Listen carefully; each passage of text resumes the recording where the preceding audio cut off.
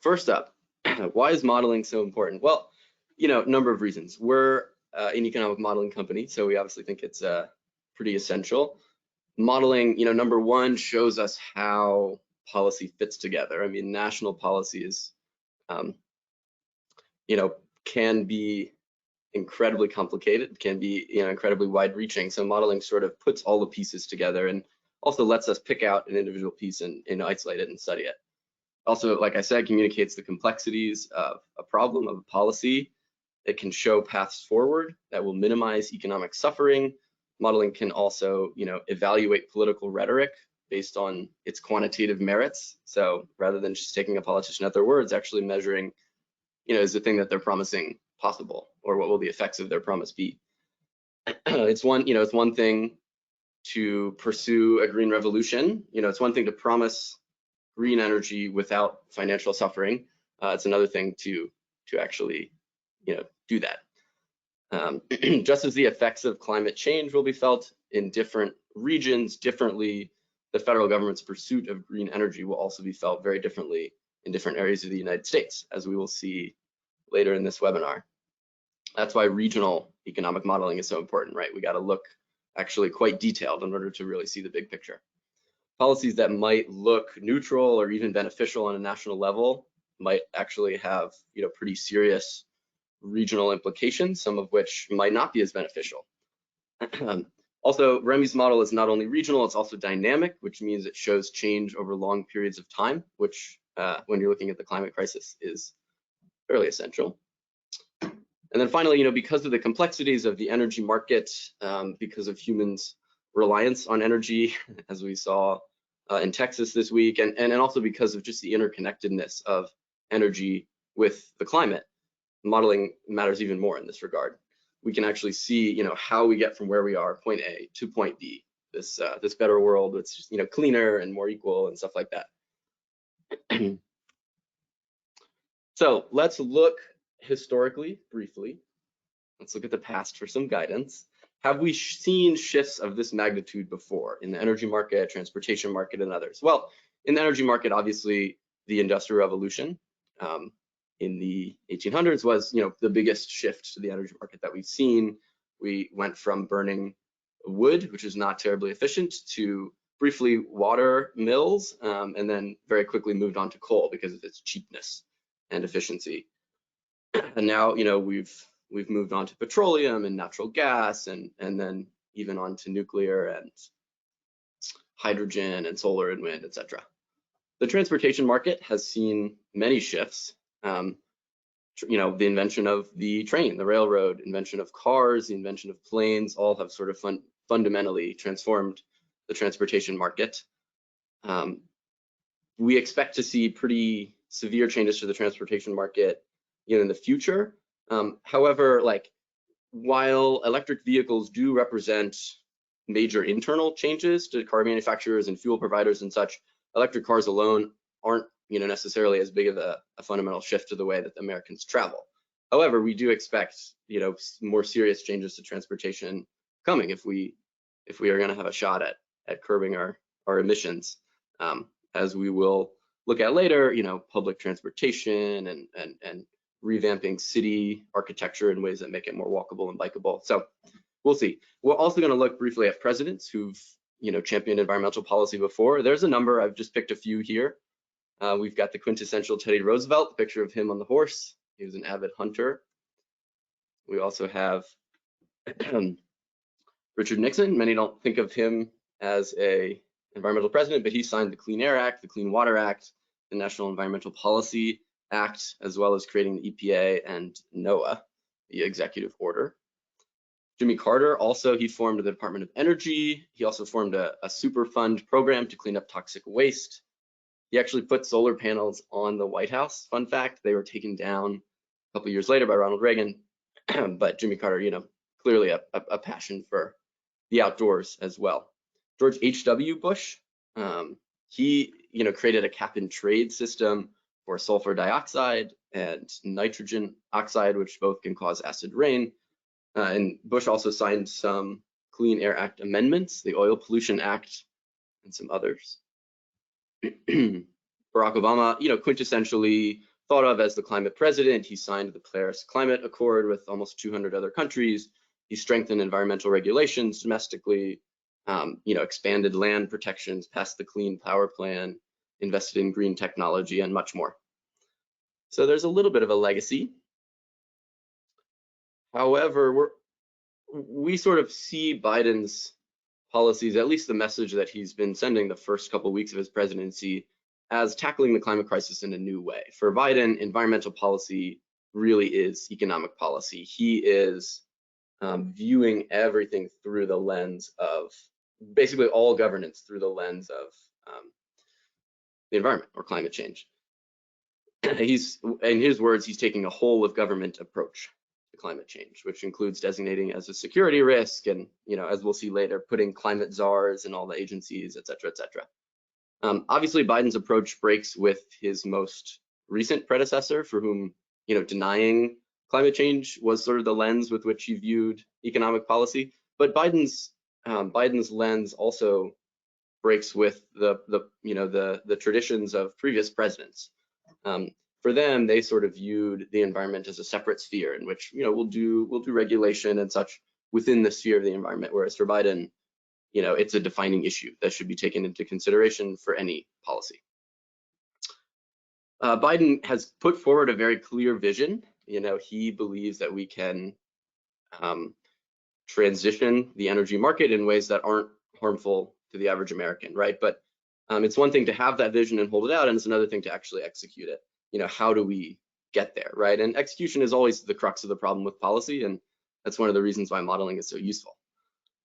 When we're looking at Biden's plans, it sort of remains to be seen exactly how he's going to tackle climate change. He's done all of these on their own sort of piecemeal things in each department, which altogether sort of contribute to this environmental lens. But some of his measures look a little bit like command and control mandates. So traditionally, that would be like a carbon tax or strict regulation or other ways of intervening in the market with a heavy hand, really strongly, immediately with a big splash. Biden so far hasn't really proposed too many of those. Some of his announcements have made some splash, but it seems so far he's leaning towards incremental reforms. But it's sort of, again, it remains to be seen what the correct path forward is. Command and control might be the only way to achieve the transition as quickly as we need to in order to slow the climate crisis. But when command and control measures fail, they usually fail relatively spectacularly. They're often politically less popular, at least to get passed. And obviously they have much more of a ripple effect in the economy. So let's look briefly at where we are at the moment. A lot of facts and figures here. I will breeze through them. Currently, we're at 1.2 degrees Celsius, warming above pre-industrial revolution levels, very much on track to exceed 1.5 by 2030. We have a long way to go in shifting the energy market. Only 11% of energy consumption was renewable in the US in 2019. Even electricity, which we think of as like the future, currently is only 38% clean. The rest comes from fossil fuels. And 2% of the energy for US transportation comes from electricity, 5% comes from biofuels. So the shifts that Biden is suggesting are quite major indeed. Let's see what else. Well, yeah, fossil fuel companies have spent hundreds of millions of dollars on lobbying each year in recent years.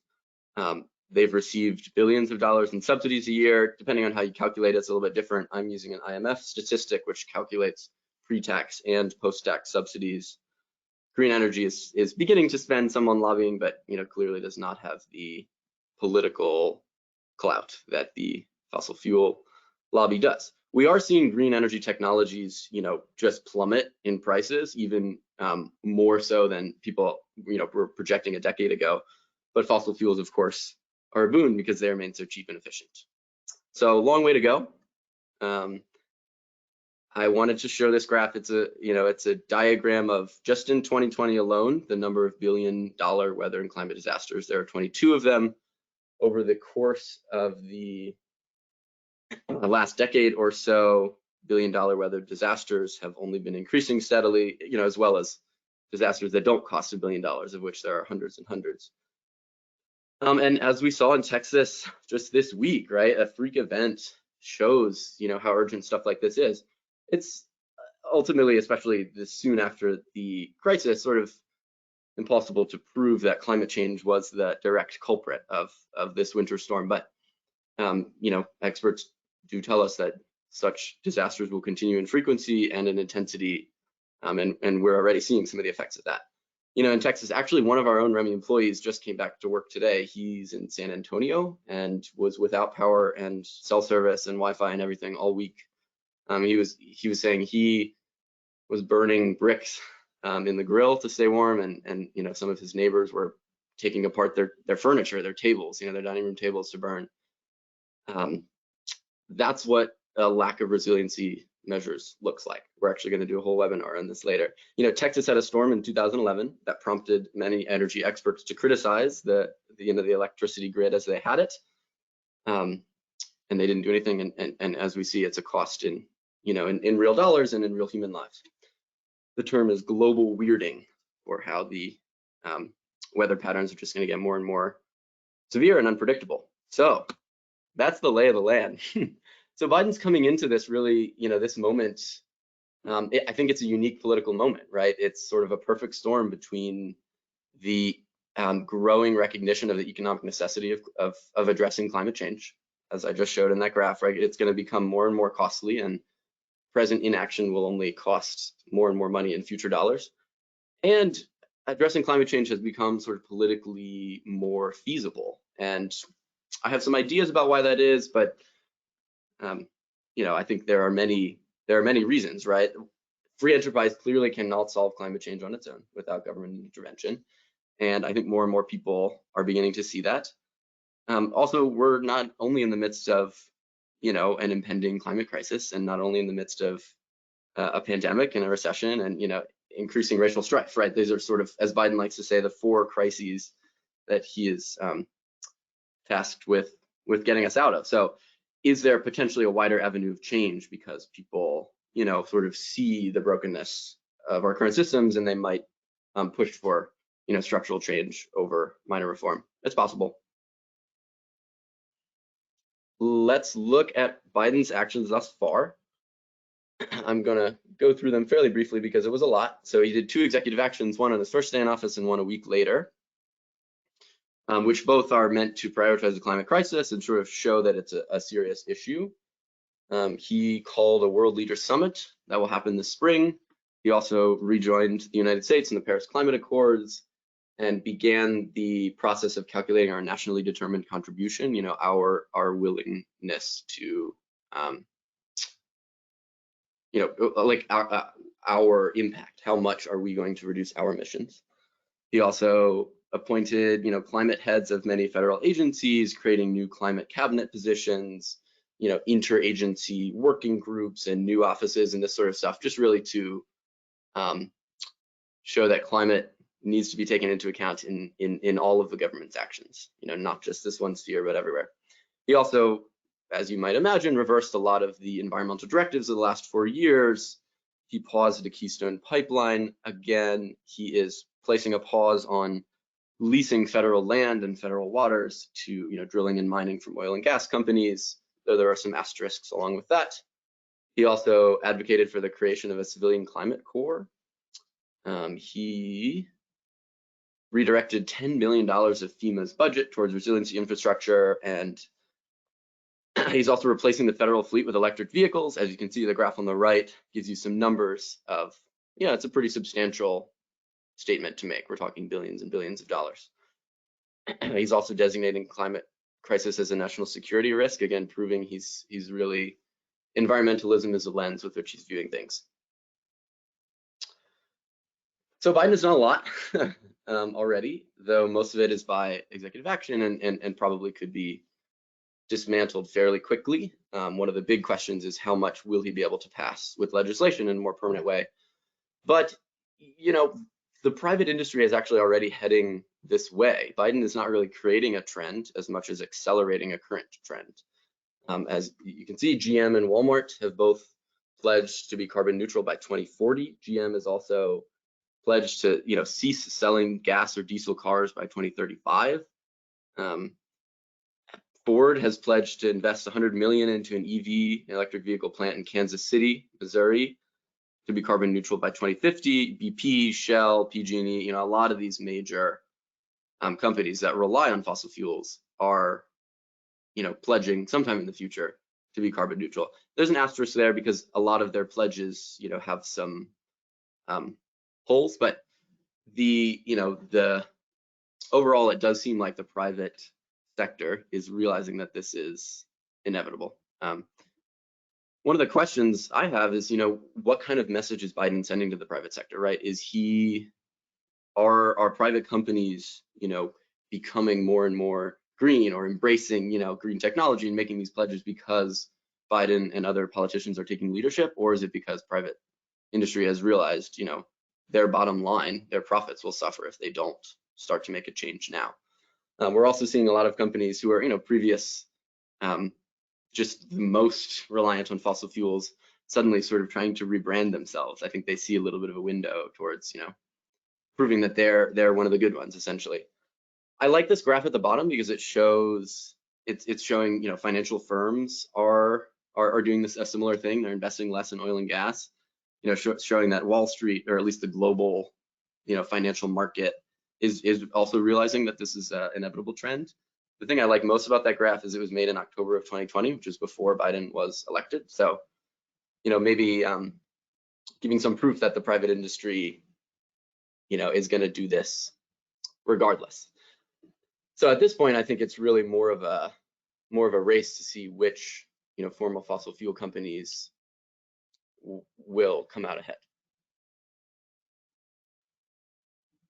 Okay, now the meat of the presentation. We're going to look at 3 shifts to the landscape, economic landscape.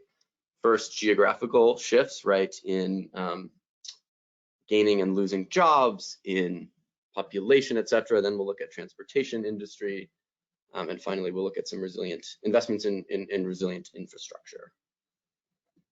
So I'll say briefly, here's what our model does. This is the most high level. We have other, other flowcharts that are much more complicated that show all the connections, but this is sort of at the highest level. What do the connections between the energy and the environment and economic markets do? So first, regional shifts. Just as, climate change will have regional effects, its transition to green energy will have regionally specific effects as well. I'll, briefly look at jobs as an example, right? Pausing the Keystone Pipeline again, or, providing subsidies to green energy, which makes coal less profitable, which, will shut down some coal-firing plants, for example, or ending leasing federal land and water, as Biden did. All of these measures will inevitably, result in lost jobs. Now, Biden is arguing that the number of jobs gained or the quality of jobs gained will be net much better than the jobs lost. However, crucially, those jobs that are gained are not necessarily in the same regions, An expanding wind and solar market might mean that Texas, suddenly as the top oil and gas producing state can also rise to become the top wind and solar producing state, or will other states sort of rise to the occasion, California and others, right? Where will EV factories be built? We're going to look at this a little bit later. Like, what will the implications be of building a factory in Michigan versus in North Carolina, right? And same with infrastructure and much more. Jobs are not the only thing that will be lost and gained, disparately in different communities. Economic development will obviously change. Population can change fairly drastically as well. So I'm going to now hand it on over to my colleague who will show us some of the effects of that. Okay, thank you, Julian. So now I'll start to share my screen.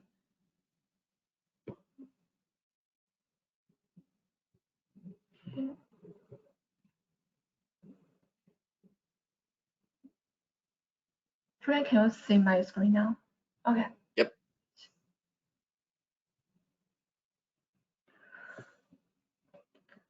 Okay, so now I will show the first demo. The first demo will show the potential regional shifts caused by Biden's energy policy. So here our example is the pause on leasing on federal lands and waters to fossil fuel corporations. Based on research data, there are around 18.5% of oil and natural gas production are from federal lands and waters. And we assume that on average, those leases last for 10 years. And we also assume that those current leases will be phased out evenly from 2021 to 2030. That means that in 2021, there will be 10% of current leases be phased out. And in 2030, all the current leases will be phased out. So to simulate this policy shock, I choose the output of oil and gas extraction industry as the policy variable. Now we will look at our E3+ model. So here is the homepage of our E3+ model. So for all the simulations I do today, I will use this national E3+ model. It has 40 states and DC and 70 industries. So when we want to simulate a policy shock, we can click this new regional simulation and click new simulation. We can choose the policy variables we want. And then after we choose those policy variables will go to the inputs list, and then we will choose how long we want to run the forecast, and then go to the result page. So today I have run all the simulations we need. So and they are all saved in this view forecasts page. So for the first demo, let's take a look at this scenario.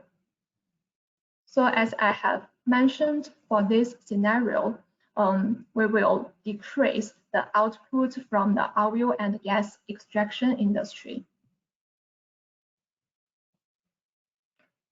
As I have mentioned, in 2030, all the current leases will be phased out. So there will be no oil and natural gas produced from federal lands and waters.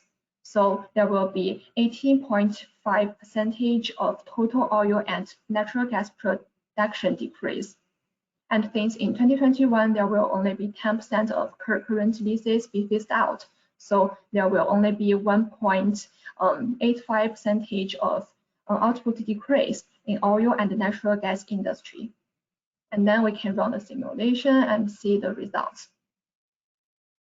So in the results page for our E3+ model, we mainly have three kinds of results. One is for energy, one is for economics, and one is for demographic. And we can add our most commonly used results into this favorite tile. So here in the favorite tile, let's see the energy results first. Here we can choose which region we want to see. So now I choose all regions. That means that's the results for the total US. And we can see there are different kinds of energy consumption: residential, commercial, industry, transportation, and the total. The very dark blue means the total energy consumption, and we can see they decreased compared to baseline. That's because we will have less oil and natural gas production. That's similar for the carbon dioxide emissions. We still choose all the regions, and we can see that the total carbon dioxide emissions will also decrease. Then let's look at the economic summaries. So for the economic summaries, we can choose all regions, and here we can add the legend. We can see that the total employment, population, GDP, output, they will all decrease. That's mainly because in this simulation, we decrease the production from oil and natural gas industries. And if we have some accurate data about the increase in clean energy sector, we can also add that number into this simulation. So then we can see the total effects on employment and GDP of the decrease in non-clean energy sector and the increase in clean energy sector. Here we can also click the table button to see the numbers. Yeah, so we can see the numbers as well as the chart. And another thing we want to show in this simulation is about the regional shift. In our model, there is a map which can show the regional shift very well. So here, the more shallow the color is, means there will be more people move out of that state because of economic reasons. So we can see Texas, which is one of the top oil and gas producing states. It has a very shallow color. That means there are a lot of people will move out of Texas because of the shrinking oil and natural gas industry. And it is similar for employment. You can see an employment map. Again, the more shallow the color is, means that state will have a bigger decrease in employment. And we can see again, Texas is one of the states which will face the biggest decrease in employment. So that's about the first demo. Now I'll turn it over to Julian. Yes, thank you. We're going to do a little back and forth. So our second example is looking at the transportation industry. The biggest change that Biden has suggested so far is, transitioning the federal fleet from gas guzzling vehicles to electric over the course of the next decade or so. Biden has promised that it'll generate 1 million good paying union jobs. Part of that promise involves Biden's Buy American plan, so those will be American jobs. We did a webinar by that last week, by the way. You could check it out online, the recording's online. Biden has also, along the campaign trail at least, supported state and local tax credits for electric vehicles, plus other green economic incentives. And then there are also a bunch of questions in this industry, right? Like, will the Department of Transportation be building charging stations? There's going to need to be literally hundreds of thousands of them spread out. It's pretty strategically across the United States. Where will this new market surge come from, right? Who will fill the gap? Truck stops across America are going to need to be revamped, retrofitted with charging stations. So, big things on the horizon here. Public transportation, right? Like, will the federal government fund clean public transportation? We've seen some attempts at high-speed light rails. In my state that I'm calling from right now, Wisconsin, had a plan on the books and it fell through, but we expect to see stuff like that in the future. Similarly, will the federal government set aside money for infrastructure projects to make the cities more walkable, more bikeable, right? To limit the demand for cars entirely. These are some big questions. I'll give it back to Xiaochu. We're going to show briefly what it would look like to build an electric vehicle plant. Sure, thank you, Julian.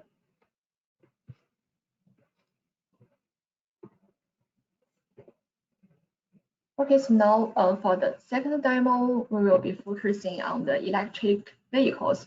Electric vehicle is a very hot topic these days. And here, for the simplification purpose, we'll only assume that there will be electric vehicle plants built in Michigan. And according to General Motors, they will convert an aging Detroit assembly plant into a manufacturing heart of its all-electric future and create 2,200 jobs. So to simulate this scenario, we will have two parts of model input. The first part will be about the electric vehicle production itself. The second part is about the consumer spending shift from motor vehicle fuels to electricity. That's because when people use electric vehicles, they will need more electricity than the motor fuels. I will show the model. So again, we will look at the input list first. As I have mentioned, there will be employment increase in Michigan. So here I choose the employment as the policy variable and choose the motor vehicle bodies and its parts manufacturing industry and choose Michigan. And I increased the employment by 2,200 from 2021 to 2030. And since we assume that people's total demand for motor vehicles, whether it's electric or not, that will be the same as the baseline. So since there will be more motor vehicle produced in Michigan, we will decrease the same amount of motor vehicle production in the rest of the US. So here, if we click the magnifier button, we can see that our E3 Plus can automatically convert the increase in employment into increase in output in dollars. So we will use those numbers in dollars to spread them in the rest of the US. Okay, so when we want to spread those numbers into the rest of the US, we do not need to spread those numbers to different states by ourselves. Our E3 Plus model can do it for us. There is a spreader button. If we click this button, we can put the total values here, and then we can choose by which weight we want to spread those numbers into different regions. So here I choose the weight. I choose to spread those numbers by the motor vehicle industry's output. Okay, so that's about the first part of the input. The second part about the input is the consumer spending shift.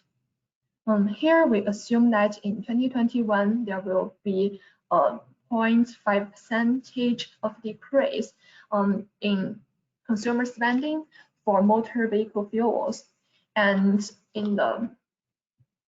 start from 2022 to 2030, each year that percentage will increase by 0.5%. So in 2030, there will be in total 5% decrease in consumer spending in motor vehicle fuel oil. And here we need to increase the consumer spending in electricity to make up the energy demand from the decrease in motor vehicle fuel demand. And after we increase the electricity demand, we can see that on average, charging an electric vehicle car is cheaper than charging a gas-powered car. So people will save some money.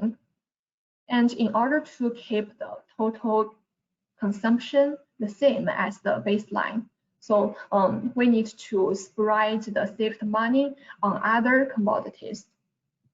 So here we will spend those monies on other commodities. So one way to spread it, we still use the spreader feature I just showed to spread the saved money on different commodities based on their weight in the total consumer spending. So let's see the results. Oh, sorry. So again, we can see the energy consumption first. We can choose regions again, our regions again. So as we can see, the dark blue is the total energy consumption, and the bright blue is the energy consumption for transportation. They all decreased because we use more electric vehicles than gas-powered motor vehicles. And it's similar for the carbon dioxide emission. We choose the US, the carbon dioxide emission, the total emission will decrease, and the carbon dioxide emission from transportation sector will also decrease. And then we may want to say, what does it mean to Michigan State if we choose to build electric vehicle plants there? So here we can see, again, we can add the legend. We can see that in Michigan, the total employment, output, GDP, personal income, they will all increase because there will be more electric vehicles produced there. And for the rest of the US, we can see that the total employment, GDP, personal income, they will decrease from 2021 to 2030 because they will produce less motor vehicles. But after 2030, their employment and GDP will increase again because our input only from 2021 to 2030. So after 2030, there will be, the production of more motor vehicles in the rest of the US will back to normal. So that's the second demo.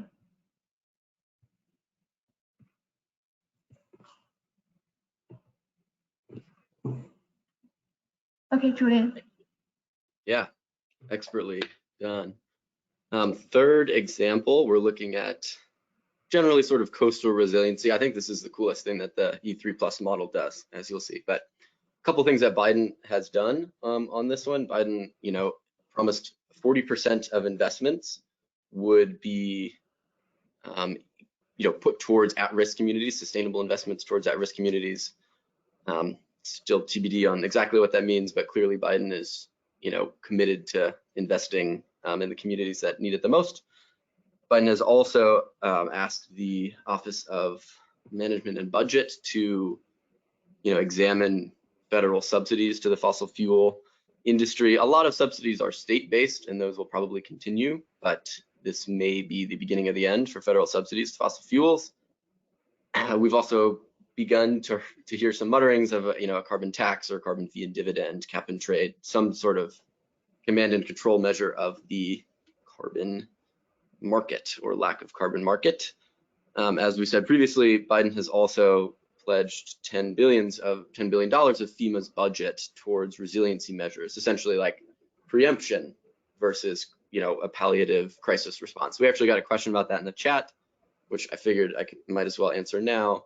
Resiliency infrastructure, that term, is referring to, as you can see on the right, seawalls, levees, other types of human-made building projects that will, prepare against future natural disasters, hopefully mitigate the impacts of them, make them less severe, etc. So measures that are specifically meant to, reduce the impact of that. On the left picture, that's some mangrove forests and some coral reefs, which are some natural resiliency, barriers, kind of. They do a similar thing that a seawall would.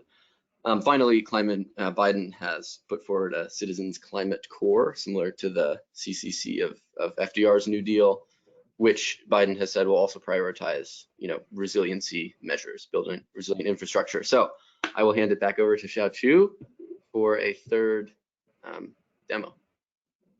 Thank you, Juliet.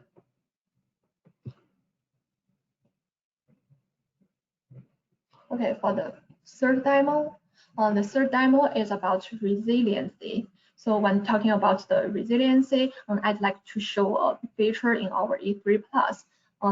That's just designed for the natural disaster resilience study. And here I will only tell a very small part of the whole story.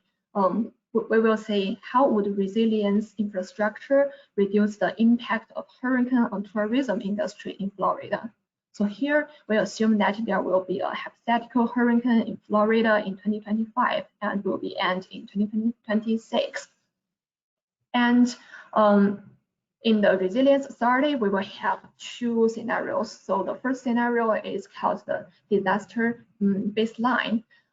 That will be the baseline only with the disaster but without resilience infrastructure. And then we will build a resilience scenario, which under which we will have disaster, but we will also have resilience infrastructure. So in this case, we can consider the resilience infrastructure as seawall. So here, as we can see on the very left, there is a studies button. After we click it, we can go to this page and we can create new studies.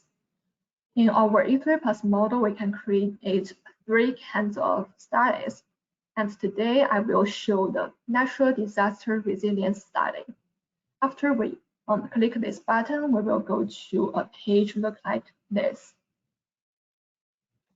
So as I have mentioned, we need to build a disaster baseline control and then build a resilience scenario.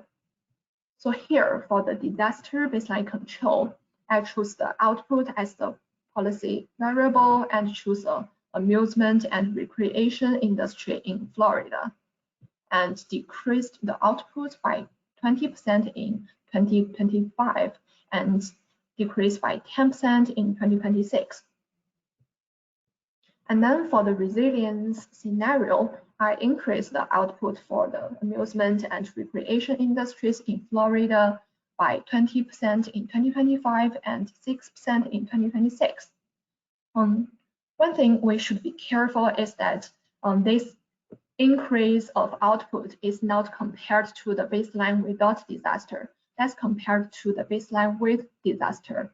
So although there will be output increase compared to the baseline with disaster, compared to the baseline without disaster, there will still be output loss in 2025 and 2026. So the after do a simple algebra, the output loss will be around 4% if we have the resilience infrastructure. And then we can run the forecast and get the results here.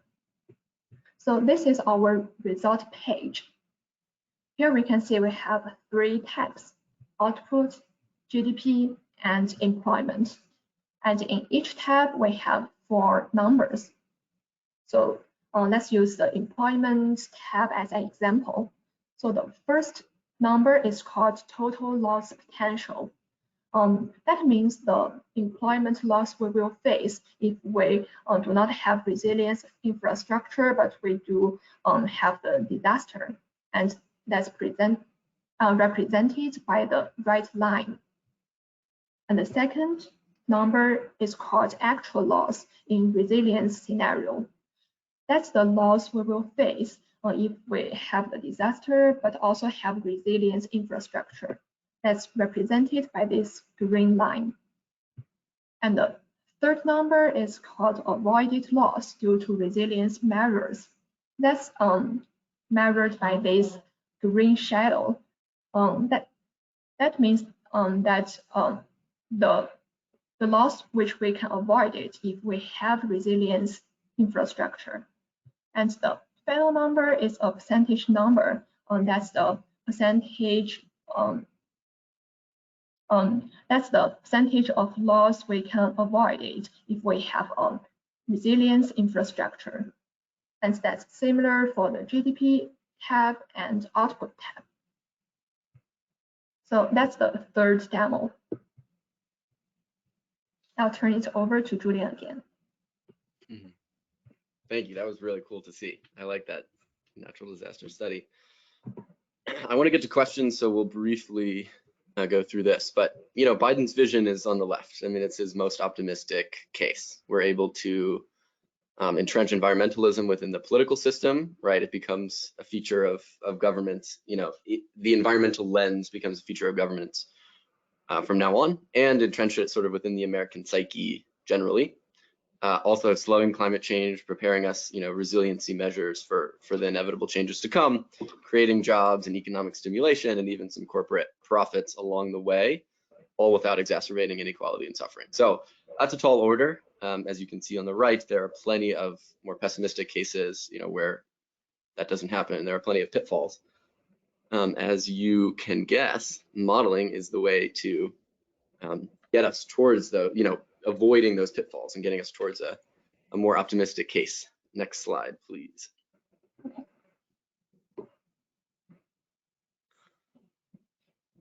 So as we said, I mean, Biden has placed the highest priority environmentally of really any president to date. He's sort of creating this new sphere, environmental and economic policy combined. As we also showed, the economic costs and benefits of Biden's actions are distributed. They might look good nationally, but they're distributed, fairly unequally regionally by geography, also by industry. So, knowing these types of realities going into policy creation will just inevitably mean better policy.